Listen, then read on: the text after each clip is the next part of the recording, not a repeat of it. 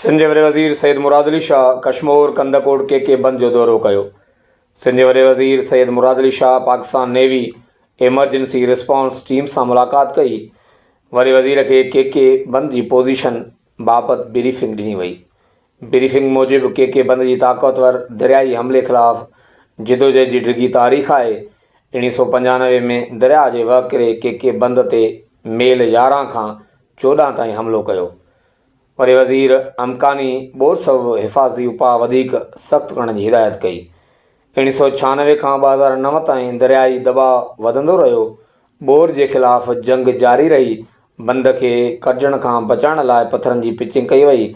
2010 में super flood दौरान बंद के तमामु ख़तरनाक सूरतहाल के मुंहुं ॾियणो पियो हो। हंगामी बुनियादनि ते वॾे पैमाने ते पत्थर रखियो वियो हो। 2010 जी ॿोॾि खां पोइ तजवीज़ कयल हुआ ऐं मनसूबो 2014 में मुकमल थियो। 2015 जी ॿोॾि दौरान स्टडीज़ के नुक़सानु पहुतो ऐं सूरतहाल जो ॿीहर जाइज़ो वरितो वियो। 2021 में मेल 11 खां 18 ताईं मुकमल कयल मॉडल स्टडी में 7 स्पेरिस ऐं स्टडीज़ तजवीज़ कया विया। मौजूदा सूरतहाल इहा आहे त मेल 18 ते आख़िरी स्टडीज़ जो हेठियों हिसो हमले हेठि आहे। दरिया के दबाउ के मुंहुं ॾियण लाइ के बंद ते पत्थर रखण जो अमल जारी है। एमरजेंसी सूरतहाल के नज़र में रखंदे वॾी मिक़दार में पत्थर रखिया पिया वञनि। के बंद की मुसलसल निगरानी कई पई वञे त जीअं बंद के महफ़ूज़ बणाए सघिजे। के बंद लखे माण्हुनि जी जान ऐं ज़मीननि जो मुहाफ़िज़ आहे।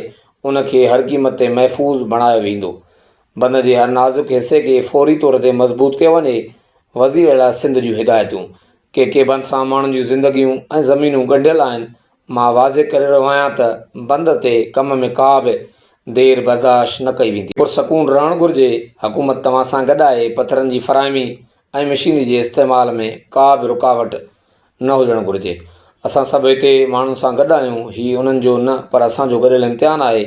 आफ़ीसरनि खे मुसलसल निगरानी करणु घुरिजे ऐं माण्हुनि खे बाख़बर रखणु घुरिजे। हीउ बंदि सिंध जी ज़रई मईशत जी रीढ़ जी हड्डी आहे। उनखे बचाइणु असां सभिनी जी ज़िम्मेवारी आहे। कैमरामैन टीम ऐं साथी रिपोर्टर अब्दुल ख़ालिक चाचड़ा सां गॾु जावेद उस्मान बिजराणी, JTN न्यूज़ के बंद कंदकोट।